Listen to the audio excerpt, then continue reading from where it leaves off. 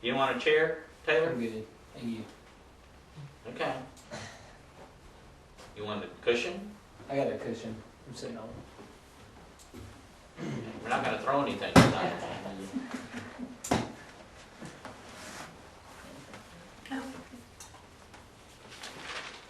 So we ready? Okay. Anybody have any questions before we begin? No? Okay.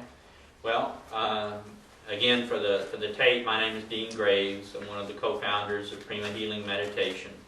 What we're doing with this series is going through information that I have been taught by my higher self and from other sources about how creation really is in preparation for the changes that we're anticipating actually in 8 more days, on December 21st, 2012.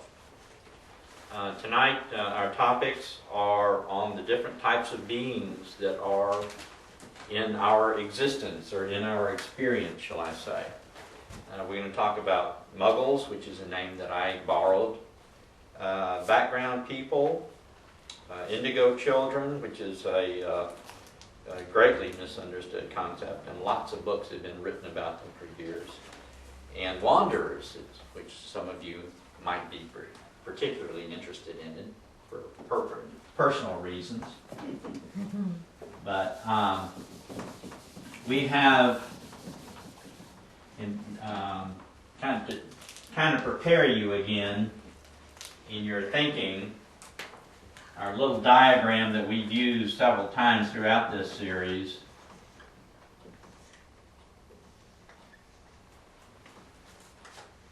of how things really work. Instead of the linear configuration of A leads to B leads to C, that's how we perceive things, but actually they work as they want to work. A to A, B to B, C to C. They can work A to C, B to C. It is a completely flexible system. And that flexibility gives us huge opportunities for experience, which is the purpose of creation, is to provide opportunities for the Creator to experience itself. But the first subject that I wanted to talk about tonight are what I call Muggles, and this is a term obviously that I've borrowed from Harry Potter, and it is in Harry Potter it is the non-wizard version of human life, and that's pretty much the same thing that it is in real life. It's not that anyone else is a wizard, but Muggles are spirits that are going through the third density experience for the first time. So I'm a Muggle, and we are seeking to graduate from the third density experience. In order to do that, we have some things that we have to do. If you recall the soul stream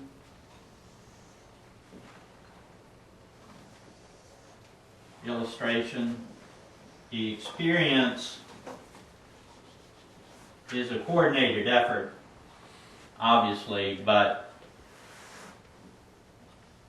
we'll begin at 6th density. And we'll say that this is 6th density.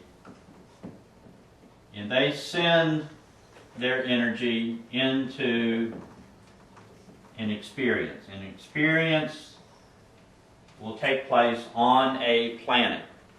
We began our experience on what is now Venus. It was Zenoa.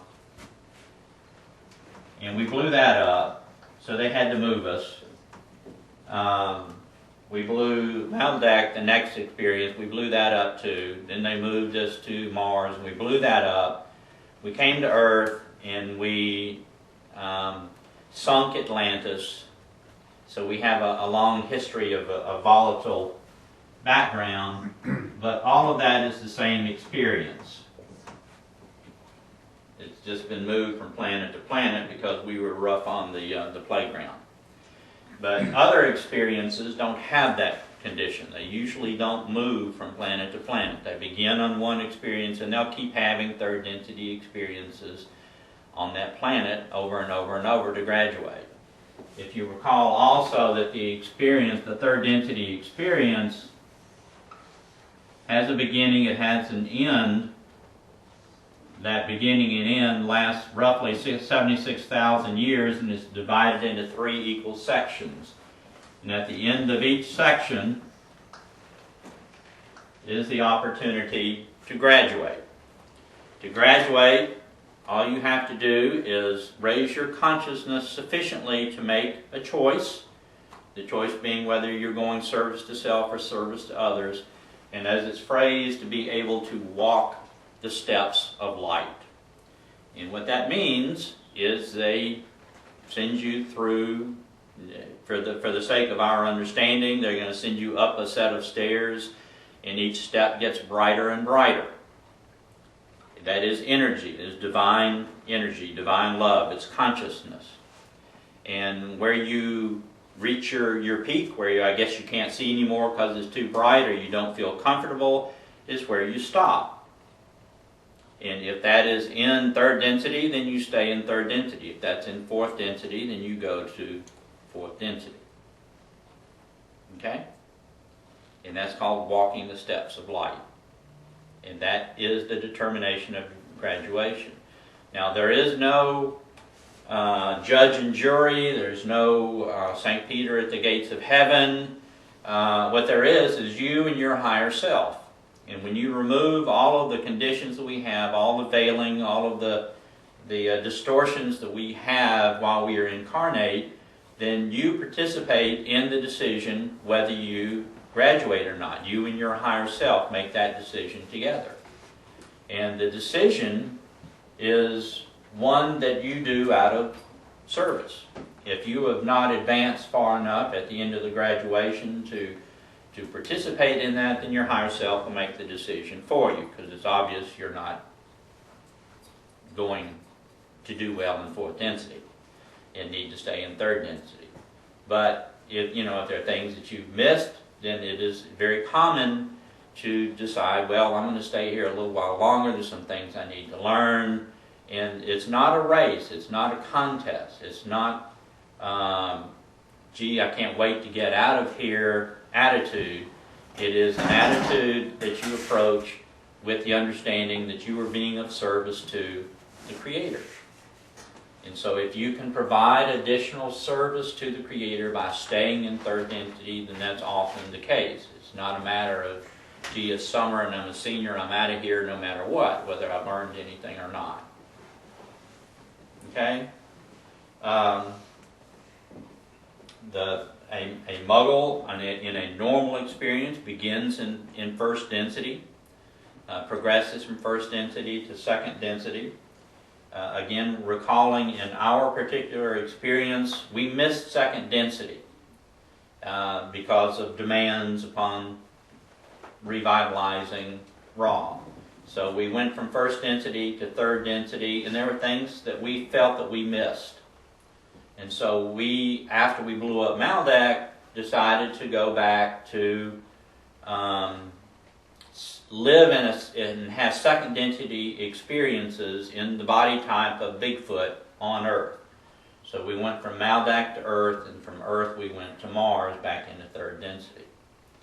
Other beings that were part of our original experience went to other experiences and left our experience altogether, but they were still in third density. Okay, they were still seeking to graduate from our experience. As I mentioned before, our purpose in third density is to be able to make the choice with enough consciousness to have some substance to it of whether we're going to go service to self or service to others. The third density population in our experience on Earth constitutes about 50% of the population. So out of roughly 7 billion people, roughly 3.5 billion people are in our experience. And these beings are here by seniority, which does not mean that they're the best of the best of the best. It means that they need additional experience and to make some additional gains in order to graduate. So the best of the best of the best is waiting around in time-space to see how their brothers and sisters do in this experience, to see whether they can help the whole lot graduate. Okay? So that's what a Muggle is. A Muggle is the energy of sixth density that has been projected originally down to first, but has made it back up to third density. Now that is not the only way that you get to third density. You also get to third density by simply being created in third density. In other words, if there's a deficiency in third density to conduct the experience, sixth density would just create third density beings by sending its spirit into bodies, which also can be done in the lower levels. The graduate science would have you believe that we evolved biologically from second density animals and so forth to third density. Only about 3% of the population is able to graduate from second density to third density without significant assistance. Okay? So again, it is the spirit that evolves, it's not the body type that evolves. But it's a very low percentage of second density beings that can garner enough consciousness in order to graduate to third density without a lot of help. In other words, just here. You can come. You've got enough consciousness now because we just gave it to you. Okay? So, that's what a Muggle is. Any questions about Muggles? Muggles are primarily why everybody is here. And third density is the density of experience. It's where all the action is. So Muggles are intermingled with all the other types of beings that are here. They create the experience. If you remember the timelines, which I'm going to draw in just a minute, those are created for Muggles. And they're used throughout the rest of the evolutionary process, but that's why they're created for Muggles to experience essentially on a very limited basis. Okay? Everybody's quiet again. Okay, any questions about Muggles? Yes, ma'am. Dean, I heard you say you borrowed the term from Harry Potter writings. Have there been other terms used for the same?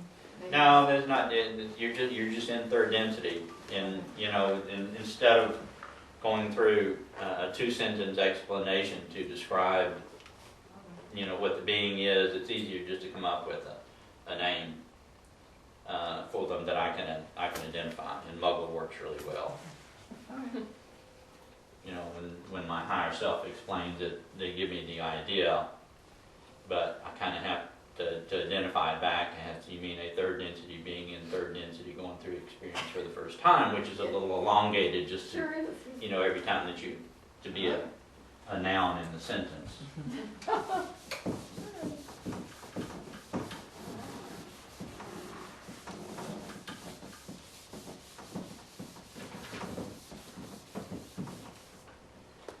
Okay, the next entity that I wanted to cover.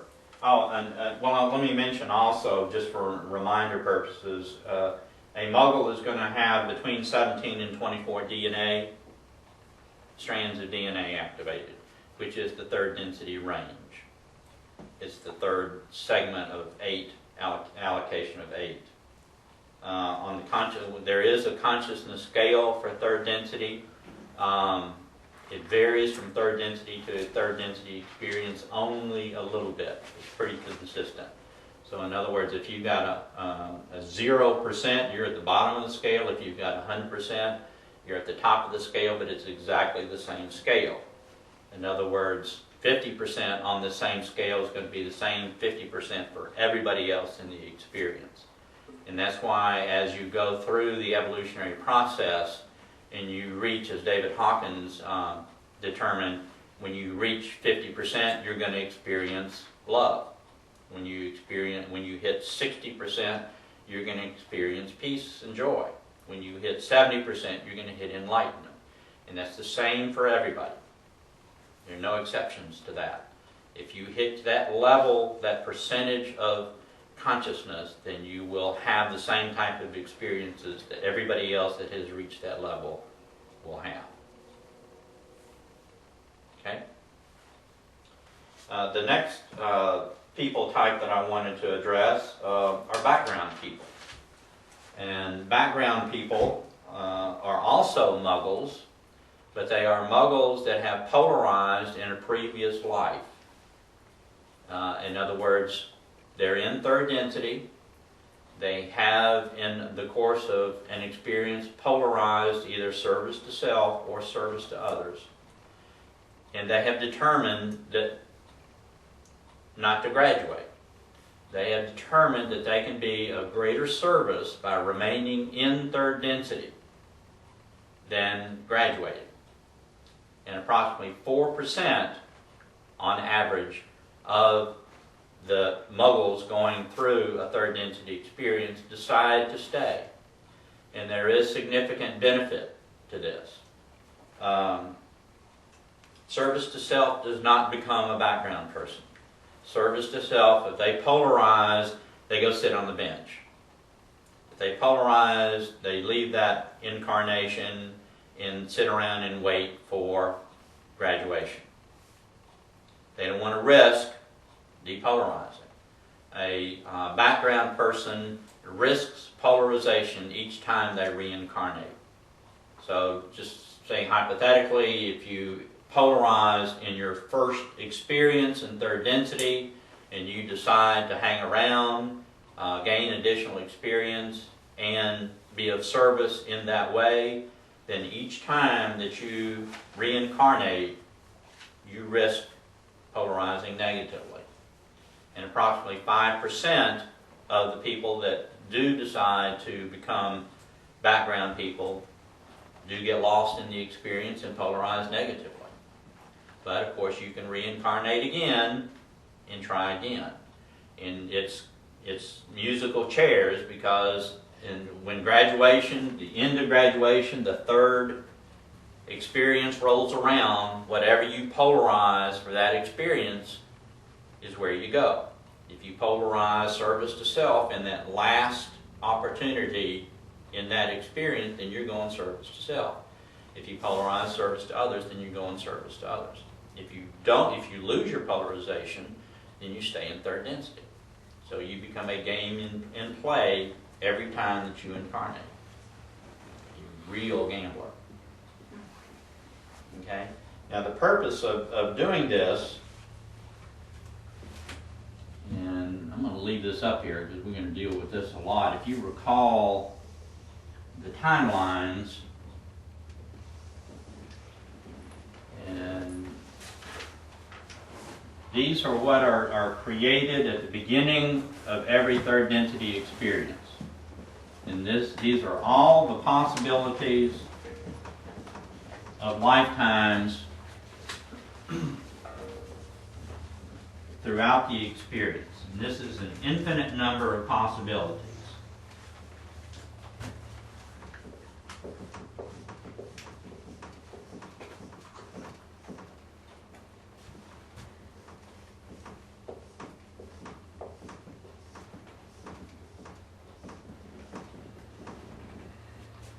And as you go through an experience, a Muggle chooses a primary timeline and will follow that primary timeline.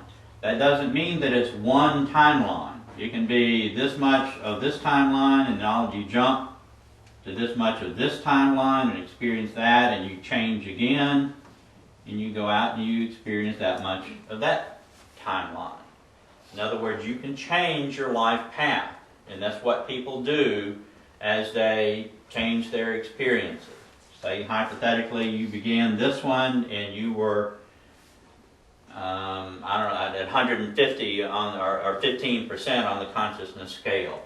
And then you improve yourself. You raise your consciousness and you jump to this timeline. And you live there for a while and experience that. You again improve your consciousness level and jump to that one. That becomes your primary timeline for that experience. For your purposes, that's your life. That's one consistent timeline. So we're not locked into one experience just because we start a timeline. Okay? But these are set. All of these are lifetimes that we can experience depending on what our needs are from a spiritual growth standpoint as we begin and work through each timeline. These are roles in the play of this experience. And this may be Hamlet, and this may be Macbeth. These are all different roles, and each role has a number of players in that role. Okay? What background people are is central casting. I have a Muggle that needs to live this lifetime. And in order to facilitate that, I've got some Muggles that are doing that with them that need experiences that they will get from living next to that lifetime. But I need 15 people from central casting to fill different roles. I need a dastardly father. I need a supportive sister. Things of that nature. And it is exactly like casting a movie or a play. So you look at what you've got as far as the Muggles that can fill the spaces for this particular timeline. They all interact, they all weave together, but I have gaps in there. And where you have gaps that you need to provide certain experiences for the people that are going through, that's what background people do. They provide the fill-in roles. So they call central casting. Say, I need to, a guy who looks like a biker, and I need a grandma, and I need, different people to play those different roles and to live those parallel lives to the Muggles that are going through for the first time and trying to polarize. Out of an experience of third density beings going through, roughly 4% of the population that polarizes early will decide to stay and be central casting. We have, at this point in our experience, roughly 1.1 billion incarnate now that are background people. Now that didn't come from the 4% that was in this experience. We have, because of the uniqueness of our experience, we have collected background people from literally hundreds of different experiences. They're all in third density. They're all seeking to graduate. They've decided to stay in third density and be part of central casting. But they've been collected from third density experiences all over the galaxy. And so this is probably their first experience on Earth. They have many experiences in third density, but this is probably their first experience on Earth. So, and it's a tough experience to come into to have your first experience on Earth. Okay, so a lot of people that have multiple past lives, but it's really their first time here, those are what are called imprints, which is like a veneer. And you need to have certain distortions and hickeys in your social complex. And so they run a veneer brush over you and imprint those so that you can fill the gaps necessary to play your role. And you play your role.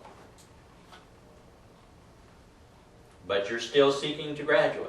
There's no higher consciousness. Relatively speaking, you may be higher, but you're still going to be within the third density scenario. In other words, you're not a sixth density spirit coming back to live a third density life. Only service to self will do this. I think I mentioned that. Service to others. Service to self just hangs out, on the bench. We know that Genghis Khan and Rasputin and Taurus Bulba all graduated or qualified for graduation early. But they haven't had a graduation since they qualified. So they couldn't go on to fourth density. They're hanging out in time-space waiting for graduation so they can go on to fourth density. But they have not incarnated anymore after they polarized service to self. Okay? And I'm sure there's more. Those are just 3 that Rod told us about that we know polarized early. Okay, any questions about background people? Anybody know any background people? Does anybody know that they're a background person? Do you know any background people?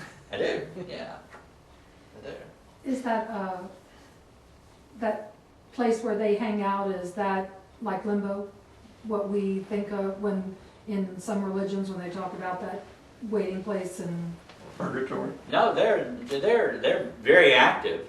They're just not interested in incarnating. They're not involved in our experience. okay. I visualize it as a big bar. They just go and hang out in the bar all day. Do a few shooters, play pool, waiting for their opportunity to go to fourth density. They're still in third density. They haven't merged their spirit parts, but they're technically still in our level of consciousness. They go to fourth density service to self. They will go to fourth density service to self. But you can't go early until graduation. Okay? So if for some, as we've done many times in the past, in those times that we've blown our experience up, and we didn't get to a graduation because we destroyed the experience, they have to wait. They don't go to fourth density until there's a graduation. But they still get to stay in the bar and shoot pool instead of having to relive lives. Okay? Any question about background people? Okay. The next, Indigo Children. Indigo Children are also called Crystal Children. They're just called Psychic Children. They are unique only from 2 primary standpoints. One, they are actually fourth density consciousness. All the children that have been born throughout the world since the year 2000 are fourth density consciousness. They are, by definition, indigo children, except for 3%. 3% of the children that have been born since the year 2000 are third density beings. They are of higher consciousness and they will have shorter lifespans. They are here to be of service. They are essentially background people. And I guess they just wanted something to do until graduation. But their lifespans are planned to be short. They're not going to be here for a full lifetime. But the other 97% are all fourth density spirits. They are here in what is called a transitional body. And the transitional body is the body that they are making for fourth density. Not sure how long the transition between third density to fourth density is going to take. Based on how long it took from second density to third density, I would guess it is going to be a generation and a half. But I don't know that. That's just pure speculation on my part. And so as our children grow up and have children, the bodies will further be amended to accommodate fourth density energy. And as they grow up, my speculation is that their children will probably be pretty close to full fourth density bodies. The fourth density body is much more electric than our body, much less chemical. Okay? The purpose of their being here is more than just making the bodies. These are the pioneers, and you can tell by all the arrows that they have in their bag. But they are here to awaken early and to be stewards of the earth. They will be healing the earth from third density in the transition. And it is very probable, it's not 100%, but it's probable that after the shift that the children will no longer be veiled. Which will be real interesting for parents that are still veiled. But veiling does not automatically make you a wizard. It just makes your ability to communicate with higher self and get direction from a higher self much more easily than when you're veiled. Okay? So we will see. But my understanding also is that all the fourth density children will have a significant experience at the shift. Whether the parents do or not is another question. So Be challenging for the kids. it's going to be more challenging for the parents, I think.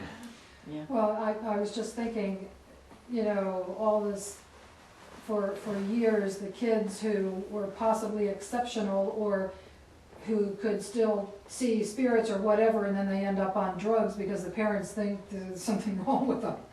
And Yeah, but you're talking about 25% of the population. Oh, I mean, this is not one or two kids. Yeah. This is the whole population of kids. So it's no longer someone thinking that my kid is weird and so I can't tell anybody about it, because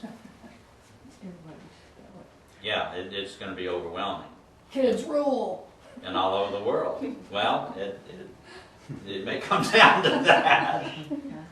It may come down to that. They are here to make the transition, and truly they're deemed to be stewards. Their understandings are going to be significantly greater than the parents. Their capacity to understand how the spiritual nature of the earth works and their purpose here is going to be crystal clear to them. It's absolutely clear. So all of the old dogmas of science and religion are going to have a very difficult time being sustained because the children are going to have direct communication with our higher self and complete knowledge of all of this. So any attempts to have the children conform to old standards is going to be absurd. And that's by design. They are supposed to be, again, leaders for the parents that have not polarized, that have not themselves advanced far enough to be able to graduate. And this is a relatively short period of time that parents have in order to graduate, or adults have to graduate. This is not a 60-year opportunity that the children are going to become the teachers of the adults. By short, I mean months. Oh. Yeah. Again, that constitutes about 25% of the population. They are almost all veiled, but they're veiled in varying degrees and varying percentages. Some of them are barely veiled at all, less than 10%. Some of them are veiled at the third density level. They're as unconnected as most adults are. But that's all going to change pretty significantly. The children, and working with the children, is going to be the primary focus after the shift. Prior to, or actually after next August. Between the shift and August, primary emphasis is still going to be given to adults that have not polarized. But after that time, the emphasis is going to shift. The adults aren't going to disappear, But as far as the spiritual emphasis, the emphasis is going to be to facilitate the children to do what they came here to do, heal the earth. Okay? So, you know, it's kind of like the subject of all tutoring now becomes relegated to, you know, we'll get to you when we get through with what we have to work on. Okay?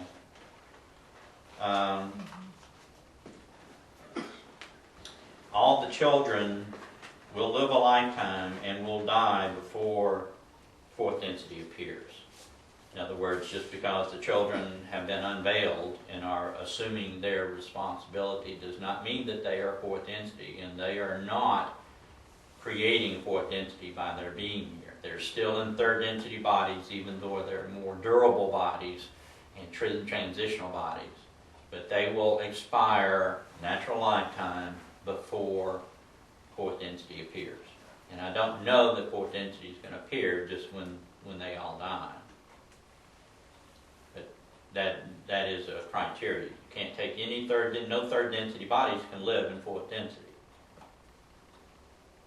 Third density bodies just can't handle that. And even though they have transitional bodies which are designed to sustain a higher consciousness, it's still not adequate, near adequate to live in a fourth density environment. Okay? Any questions about Indigo Children? Well, you mentioned before we started that it was a very misunderstood category. What's misunderstood? I mean, Well, the misunderstanding is that your children are special. And if your children are demonstrating characteristics like bending spoons and hearing voices that aren't there, or communicating with, you know, what mom and dad say are dead people, having that sixth sense, all that means is their veils, one of the lighter veils. But all the other children are that same spiritual level. Other than the 3% of third density that is here, all the other children are spiritually the same level. And for whatever reason, the thickness of the veil is a variable. It changes the experience. If you have a thicker veil, you will have a different experience than if you have a very light veil. True with adults too. And so the children that have a lighter veil and are demonstrating many of these powers, for lack of better reference, are identified as indigo children or crystal children. But all the children have those capabilities, and all of those capabilities will become apparent in the near future. And that's the misunderstanding. So it's not that they're special, they're just got a thinner veil right now. All the children are the same level, same capabilities. Okay. Anybody got any questions about the children? Where did they come up with the names Indigo and Crystal? Well, I don't know exactly. The indigo, I'm sure it has something to do with indigo ray energy. And metaphysical people came up with the names a long time ago. It's all the same thing. There's not, the thing that is very interesting about interpreting what we have deemed to be metaphysical in the past, and there's a multitude of perceptions of different things like indigo children and crystal children, or angels, or, you know, yada yada yada, all the different metaphysical beings that are believed to be around. None of those exist. They're all higher density beings that we simply interpret as different things because of our limited perspective. There are no fairies and trolls running around. Angels are simply higher density beings that have interacted with us for years. So, channelings from archangels and all of these beings, you're just talking to the same folks that created us. You don't have competing aspects of beings. It's all the same beings. It's just how we perceive them. If you're falling off a cliff and one of them flies in and saves you, wow, you're an angel. Yeah, well, yeah, but I have other jobs too that I'm just not I'm an angel in this moment. And again, it's all just our perception, perspective. Okay? So the names are just names we put on them. It's all. From the whole system is pretty simple and pretty straightforward, and it's the same for everybody. Okay? Yes, ma'am. I guess I had assumed that Indigo Children were actually born sooner than, the fourth density time. At least that's what I've heard, through other books or other. Yeah, it all just didn't start in 2000. There are many that have been born here before. Just like there are many wanderers that have been here throughout our whole existence, in and out, periodically. So I don't mean to suggest that the year 2000 is when they started, but yeah, there were many fourth density children that were born, 50, 60 years ago. But they've been the exception as opposed to the rule. They became the rule in 2000, and the exception were third density children that were born. Yeah, a lot of the people that we have that have been identified as channelers, that have been able to channel, or psychic abilities, can do this spoon bending and manipulate telekinesis and things like that, are fourth density children, and that's why they had that capability. They had a higher consciousness.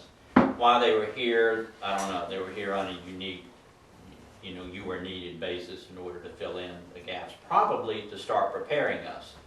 Because it wasn't that many years ago someone did that and they were burned at the stake for being a witch. So you kind of have to change that mindset a little at a time, because we're pretty thick, and it's very difficult to get us to change our dogmatic thinking and behavior. So if you slip a few of them in there that want to be pioneers and let them do some of the mystical stuff and take the uniqueness off of it, and then a little more and more, and everybody begins to accept it. They're just exceptional. Well, they are exceptional. If you remember our discussion about the dimensions, if you're a 2D being and you're a shadow, then someone who is a 3D being is a god, because they can see the future. They can look up and see who's coming towards you. It's just a dimensional advantage is all it is. I mean, it's the same, spirit-wise, it's the same exact being. They just have access to another dimension. So if a child or a person comes in and has access to another dimension, we perceive them to be a god or special. The sixth density is the one that's creating the third density experience. Yes. What is the fifth density? They don't create any of this third density experience, or the fourth don't create it. It's only the sixth. So That's correct. when we are experiencing, you have a lot of talk about Saint Germain. You have all these different things. Michael in the story of Daniel coming in. He tells Michael that he was held up by the Prince of Persia, and so he had to call for Gabriel or whatever, another one to come and take care of the situation so he could come. I mean, these are all sixth density characters that you're talking Not about. necessarily. For the most part, they are going to be sixth density characters. We do have, and we're going to talk about wanderers here next, you do have fourth and fifth density incarnations as wanderers, but it's the exception rather than the rule. In our history, our elongated history, most of the wanderers that have incarnated have been sixth density. But particularly now, since we're at the end of the experience and the uniqueness of our experience, we have quite a few fifth and fourth density wanderers, more so than would be normal in the middle of the experience. But still, most of the wanderers are sixth density. And it's just how we've interpreted them. If an angelic figure appears, or even a man appears that has special abilities to blow a trumpet and a city falls down, so wow, he must be an archangel. And so we paint angels on him, or wings on him. Yeah. And in our history, he becomes an archangel because he's a super special angel. He's not just a little naked cherub running around. So it's all our interpretation of what's been presented. But those that are coming from Orion, that are doing experiments on and so forth, and people and so forth, this is a physical entity rather than a fifth or sixth density entity. Yeah, it's a fourth entity entity. It's a fourth entity entity, and they appear in physical form, which they have the capacity to do, and we will too in fourth density. Or, it might be a fifth entity form. But again, all you've got to do is present to us in our simple little mind the thought form, and we can't tell the difference from what actually happened and what was just a thought form. We couldn't distinguish the difference. So what, Total Recall, the movie that they remade that's coming out, you implant the thought in the brain, you don't know the difference. That's why sometimes in the biblical terms they think it's a vision, and then they come back and say, no, it was, they wrestle. You got the physical element there, so they never really know what it is. Oh, they don't. Yeah. They don't. But memory-wise, they remembered wrestling and battling the gargoyle, the kraken. They really remember battling the kraken. But there was no kraken. It was just in their thought form that they actually did it. It's one of the joys of being in third density. You can fool us really easily. It's like Santa Claus. Oops. I didn't upset you, did I, David?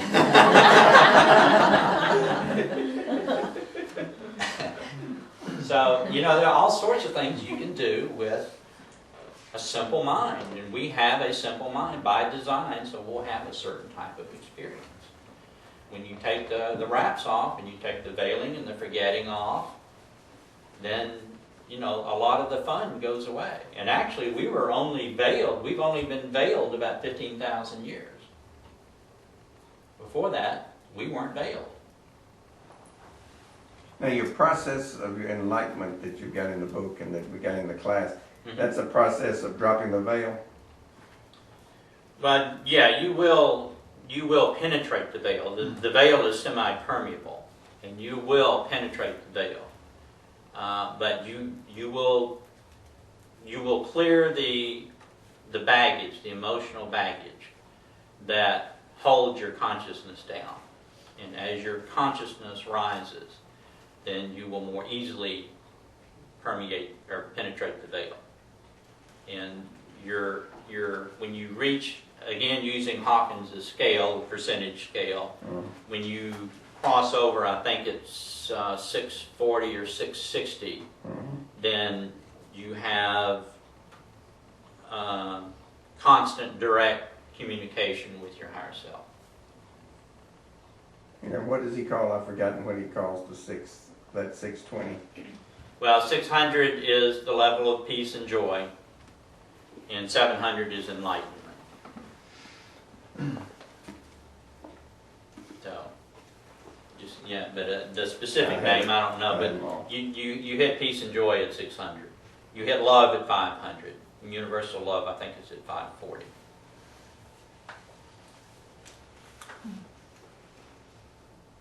And that's what we are working towards, striving for.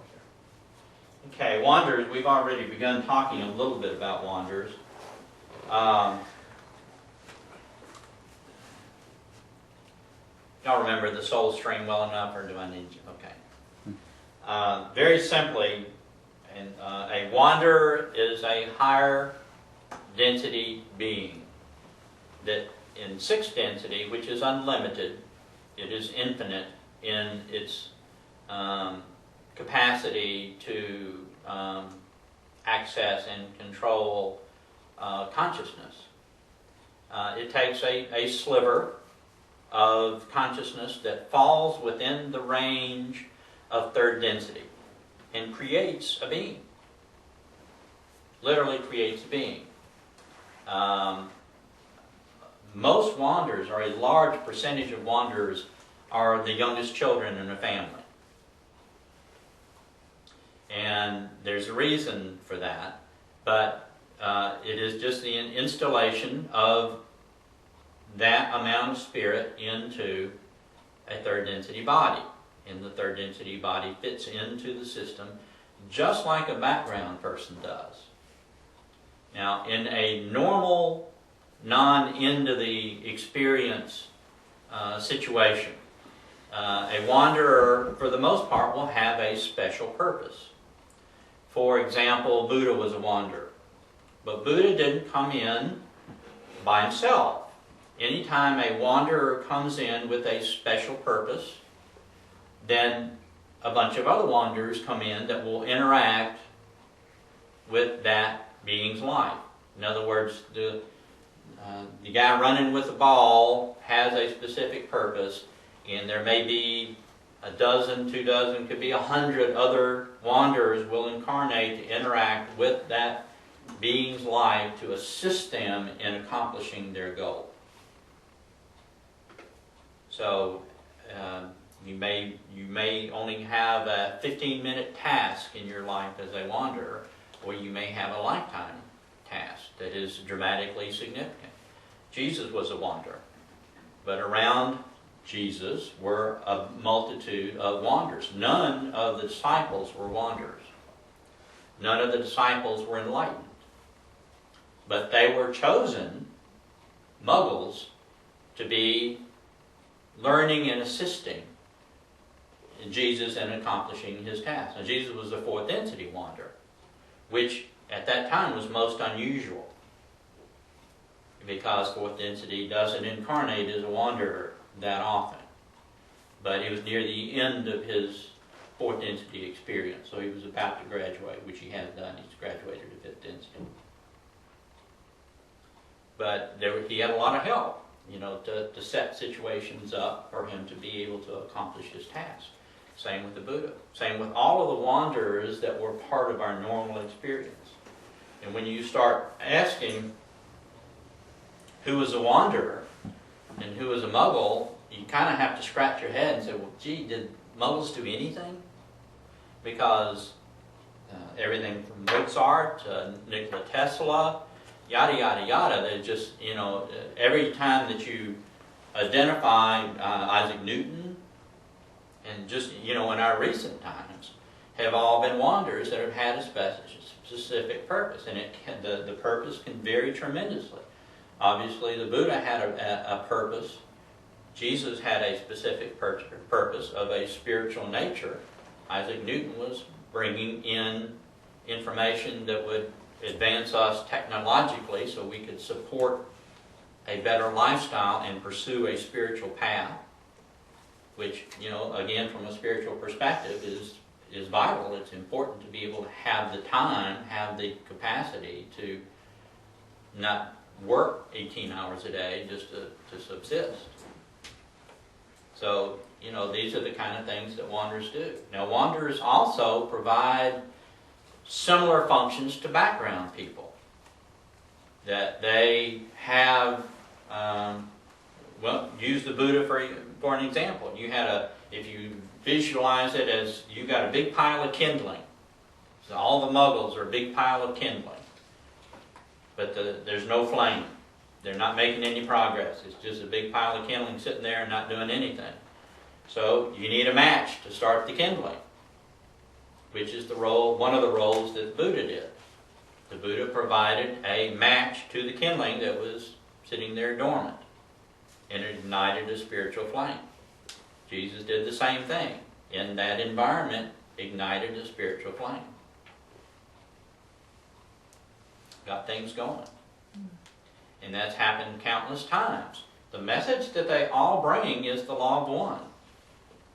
And it's just our interpretation that distorts it and makes it into a religion. But their message, when you line it up side by side, is exactly the same. All is one. Now, other things that wanderers do,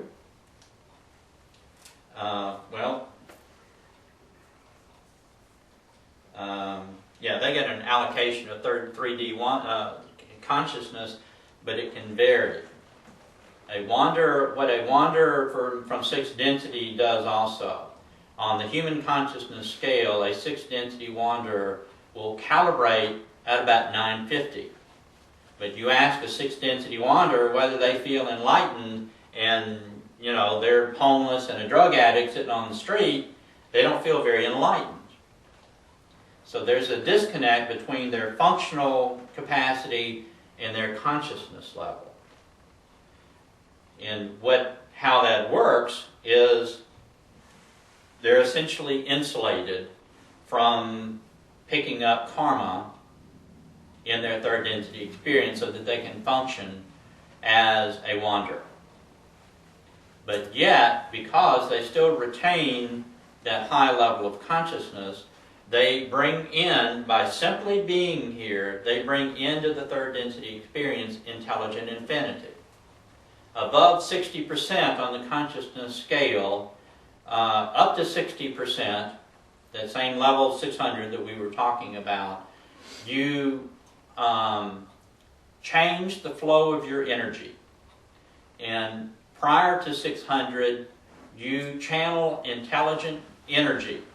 And your energy enters from the South Pole, and from your aura flows upward. And your aura turns this way. Okay, your Taurus aura. And so your energy is flowing up this way. At about 600, what permits the joy, the peace that you experience at 600, is your flow of energy reverses.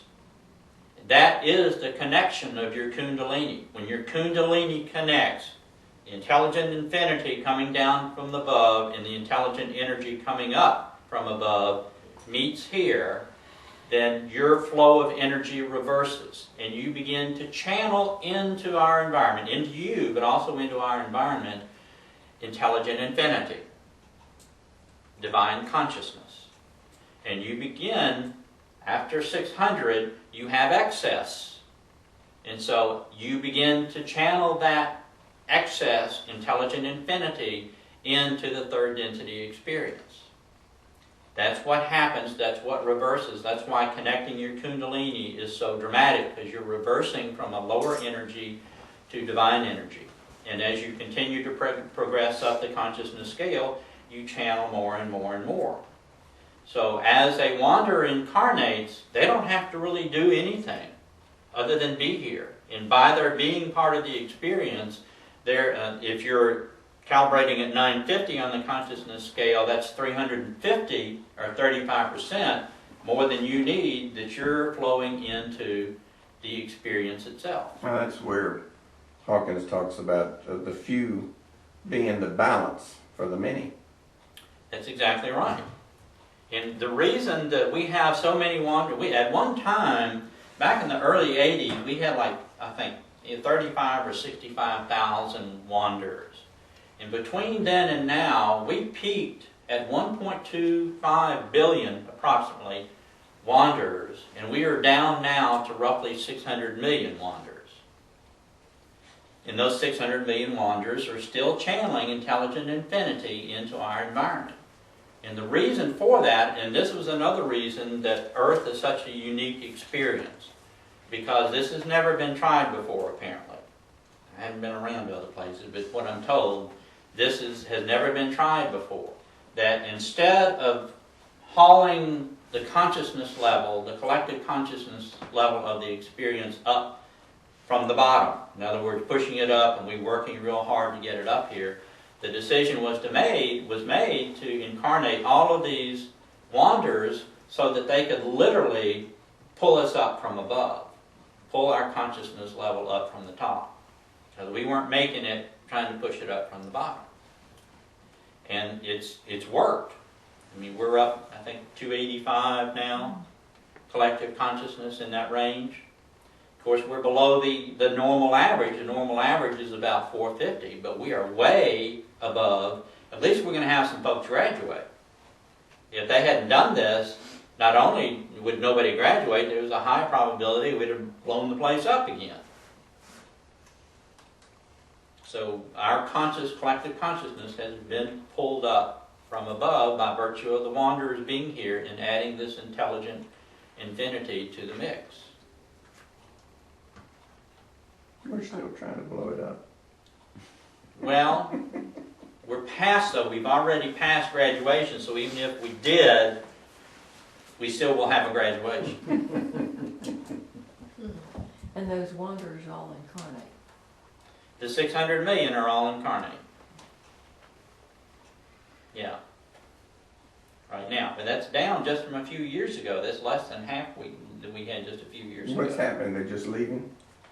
Yeah, they're dying, you know, And normal they just life. go They're checking out. They're just not disappearing. Don't feel needed. They're not needed. Well, they're not needed. We passed the deadline. We passed the end of the graduation. And all we're doing now is easing the transition, because we still got a low collective consciousness. We're easing the transition and facilitating the possibility of some holdouts that will graduate before the cutoff date. So that's why they're here. So they don't really have to do anything. There are those that are here with specific purpose. And if you recall, when we were talking about the 6 density levels, the 6 density has 16 DNA associated with it. And the lower 8 are golden in color, and the upper 8 are indigo in color. Most of the wanderers that are 6 density that are here are adding that additional consciousness, that intelligent infinity. But these are 6 density beings in the lower half of the scale. They have not progressed to the point where they can be higher selves. They're not really creator beings yet. They're not, creating beings to go into 3rd density. And most of those rushed through the system. Some of the higher ones did too. But they rushed through the system in order to raise the consciousness or raise the stability of Ra. Because remember, we began this experience and Ra was terribly out of balance. And so they had to rush a lot of beings through, had to go through the system to 6th density to stabilize Ra. And so there's a lot of beings that began the same time as we did that are in the lower half of 6th density that are incarnating as wanderers now to pick up a lot of the experience that they missed in 3rd density. Because they breezed through 3rd density, and Ra states very clearly that his 3rd density experience was very harmonious. Well, it was very harmonious because, they had higher consciousness and, just breezed through the system as quickly as they went through in first graduation and graduated. So they didn't have that opportunity to blow up planets and all that stuff as 3rd density beings. And so by coming back, you do broaden the experience base that they have so that they can continue to move up their evolutionary path as well.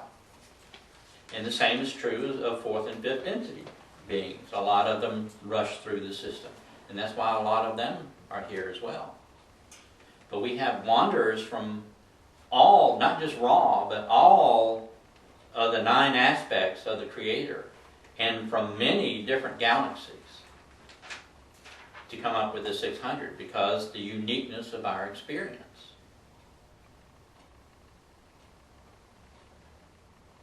Okay?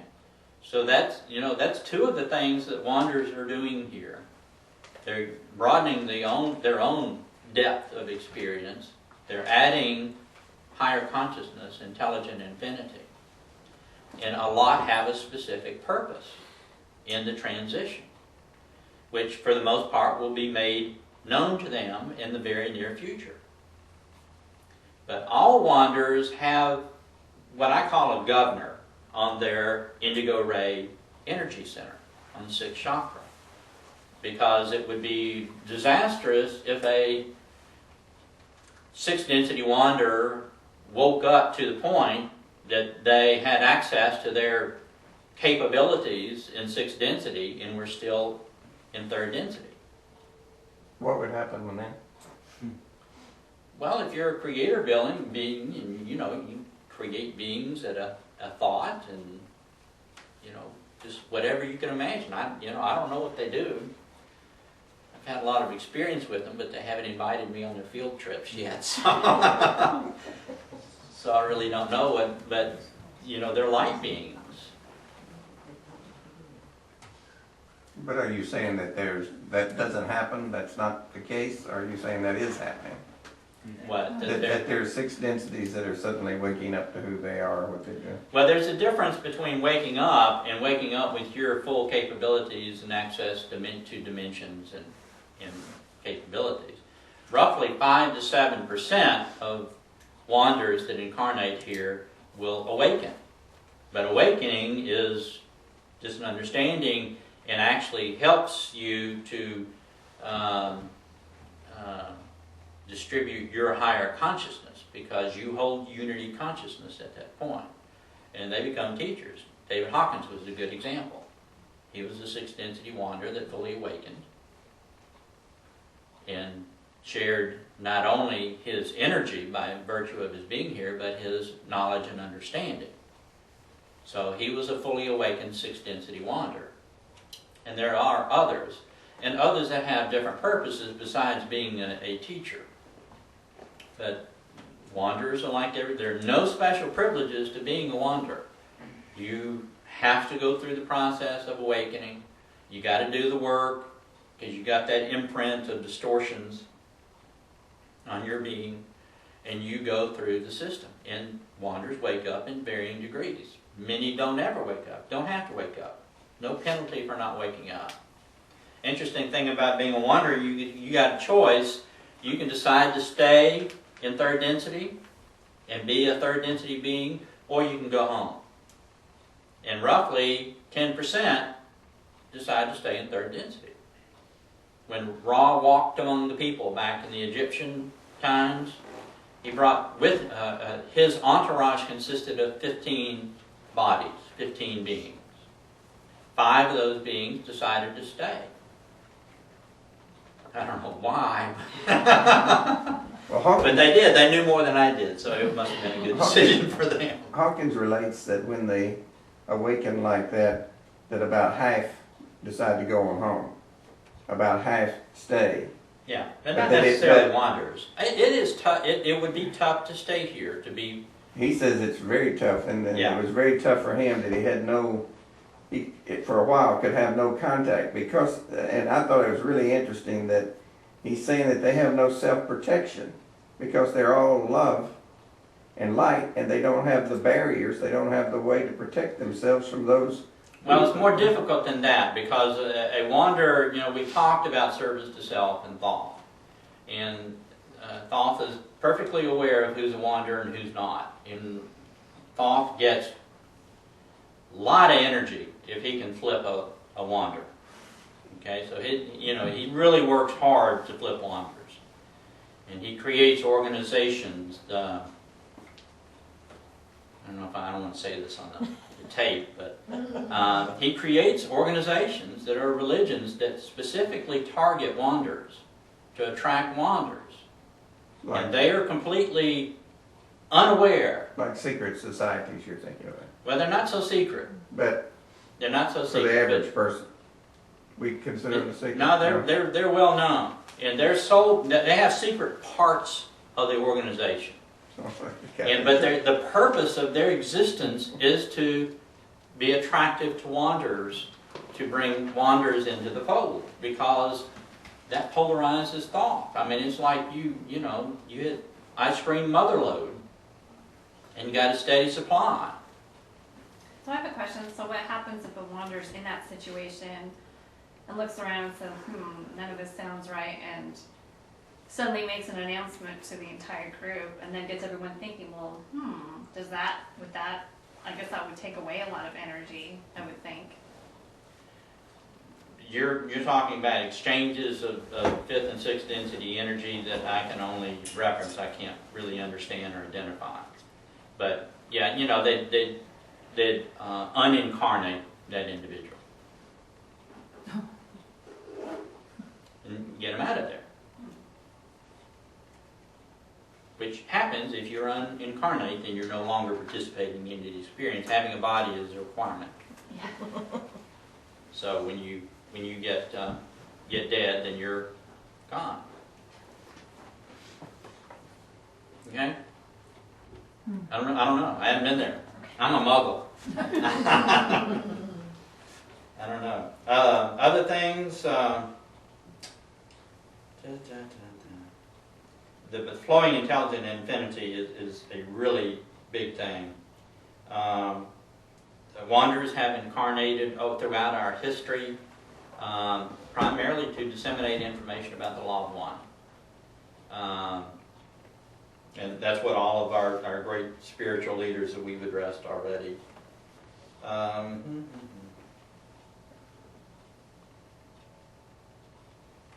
Okay, that's all I know. Does that kind of give you an idea of wanderers and why they're here and what their purpose is? You really don't have to do anything. Just being here in and of itself is a great service. Of course, unless you've got a special purpose, and then you're just getting tuned up in order to start doing it. Okay? I thank you for coming. I hope it was informative to you. Very good, thank you. Next week we're going to address how things are going to be different after the shift. No prophecy, just... I thought next week we were shifting. We are. Next Thursday we're going to tell you what I know that it's going to be like afterwards, and then Friday we're going to do the meditation. I'm ready for my 25%.